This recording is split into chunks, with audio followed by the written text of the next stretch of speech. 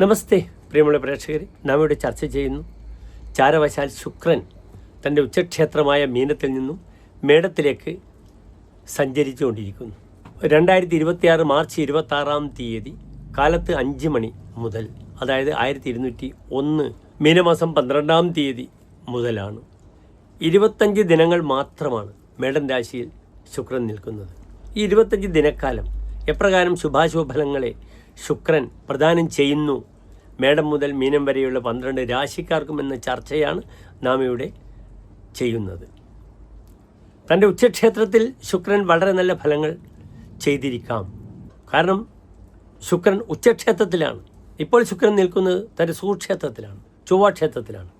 ചൊവ്വാക്ഷേത്രത്തിൽ ശുക്രൻ വന്നാലും ശുക്രക്ഷേത്രത്തിൽ ചൊവ്വ വന്നാലും ഫലങ്ങൾ നല്ലതാണെങ്കിലും പലപ്പോഴും ഭൗതിക സുഖത്തിന് വേണ്ടിയുള്ള യാത്രയിൽ പല ക്ലേശങ്ങളും അനുഭവിക്കാൻ ഇടയുണ്ട്, സംഭവിക്കും.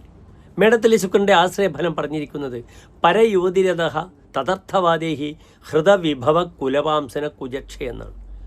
പരയുവതിയിൽ താല്പര്യമുണ്ടാവുക, അതിനുവേണ്ടി തൻ്റെ വിലപ്പെട്ട പേരും പ്രശസ്തിയും ധനവും നശിച്ചു പോവുക, കുലത്തിനെ പറയിപ്പിക്കുക എന്ന ഒരു വിഷയമാണ് മേടത്തിലെ ശുക്രന് വരുന്നത്. അതിനാൽ പലപ്പോഴും ഈ മേടത്തിലെ ശുക്രനെ വളരെ ശ്രദ്ധിക്കണം. സ്ത്രീ വിഷയത്തിൽ അപഖ്യാതിയും ധനനഷ്ടങ്ങളും ഒക്കെ ഉണ്ടാകാം. അനാവശ്യമായ പൊങ്ങച്ചങ്ങളും ഒക്കെ കാട്ടി ധനനഷ്ടങ്ങളും സംഭവിക്കാം. മേടം മുതൽ മീനൻ രാശി വരെയുള്ള 12 രാശിക്കാരുടെയും ശുഭാശുഭ ഫലങ്ങൾ നാം ചർച്ച ചെയ്യുകയാണ്.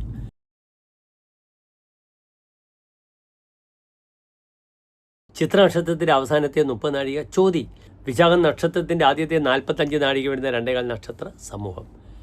ഇവിടെ തുലാം രാശിക്കാർക്ക് ശുക്രൻ നിൽക്കുന്നത് 7ാം ഭാവത്തിലാണ്. ഇതൊരു രാജയോഗമാണ്.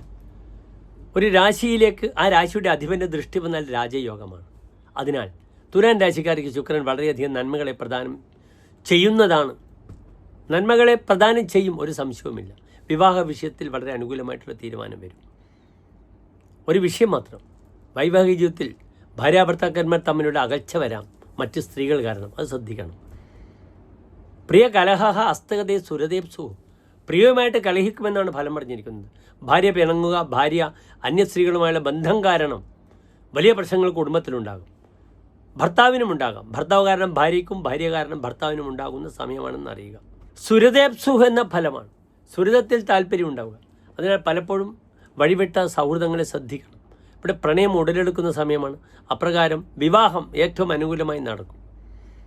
ഇവിടെ അഷ്ടമാധിപനായ ശുക്രൻ 7ാം ഭാവത്തിൽ നിൽക്കുമ്പോൾ മൂത്രാശയ സംബന്ധമായ രോഗങ്ങൾ ശ്രദ്ധിക്കണം. സ്ത്രീകൾക്ക് ഫൈബ്രോയിഡിൻ്റെ രോഗങ്ങളെ വളരെ ജാഗ്രത പാലിക്കണം. പുരുഷന്മാരാണെങ്കിൽ മൂത്രാശയ സംബന്ധമായ രോഗങ്ങൾ, കിഡ്നി സംബന്ധിച്ച രോഗങ്ങൾ. 7ാം ഭാവം ലിംഗവുമായി ബന്ധപ്പെടുന്ന ഭാവമാണ്. അതിനാൽ തത്സംബന്ധിയായ രോഗങ്ങൾക്ക് ഇവിടെ പ്രാമുഖ്യം കൂടുതലാണ്. വിദേശത്ത് യാത്ര ചെയ്യാൻ ആഗ്രഹിക്കുന്നവർക്ക് പെട്ടെന്ന് യാത്രാ സൗഭാഗ്യം വരും. വിദേശത്തുള്ള സുഹൃത്ത് വന്ന് തന്നെ ക്ഷണിക്കും. താൻ ഒരു ഗതിയുമില്ലാത്ത സമയത്ത് വിദേശത്തുള്ള സുഹൃത്ത് വന്ന് അദ്ദേഹത്തിൻ്റെ വ്യാപാരമോ അല്ലെങ്കിൽ കച്ചവടമോ നോക്കി നടത്താനൊക്കെ ഒരു ജോലിയൊക്കെ ഓഫർ ചെയ്യാം. ഇങ്ങനെയുള്ള ധാരാളം ക്രിയാത്മകമായ ക്രിയേറ്റിവിറ്റി ഉള്ള കാര്യങ്ങൾ ഈ ശുക്രൻ ചെയ്തു കൊടുക്കും തുലാം രാശിക്കാർക്ക് എന്നറിയുക. മറ്റ് വലിയ ദോഷങ്ങളൊന്നുമില്ല, ഭയപ്പെടേണ്ട. അഷ്ടമാധിപത്യ ദോഷമുള്ളതുകൊണ്ടാണ് ഞാൻ പറഞ്ഞത് ശാരീരിക വിഷയങ്ങൾ ശ്രദ്ധിക്കണം. ധാരാളം സ്ത്രീ സൗഹൃദങ്ങൾ വരും. ചമത്കാരി ചിന്താമണിയിൽ ഇപ്രകാരം പറഞ്ഞിട്ടുണ്ട്: കളത്രേ കളത്ര സുഖം നോ കളത്ര കളത്രന്തു ശുക്തേ ഭവേത് വീരഗർഭം വിലാസാധികോ ഗണ്യതേജ പ്രയാസി. തനിക്ക് വിലാസത്തിൻ്റെ ആധിക്യമുണ്ടാകും, പ്രവാസി ദേശം വിട്ടുപോകും. പ്രയാസാൽപക കേന മുഹ്യന്തി തസ്മാത്. തൻ്റെ രൂപം ആർക്കും ആകർഷിക്കത്തക്ക രീതിയിലായിരിക്കുമെന്നാണ്. അത് പുരുഷനാണ് സ്ത്രീയാലും. 7 ശുക്രൻ വരുമ്പോൾ മറ്റുള്ളവർക്ക് പെട്ടെന്ന് തന്നോട് താല്പര്യം തോന്നും. അതാണ് ഞാൻ പറഞ്ഞത്, സൗഹൃദങ്ങളെ ശ്രദ്ധിക്കണം. സ്ത്രീയായാലും പുരുഷനായാലും കുടുംബകലഹത്തിന് ഒരു അന്തരീക്ഷം ഉണ്ടാക്കാതെ നോക്കുക. നമസ്തേ.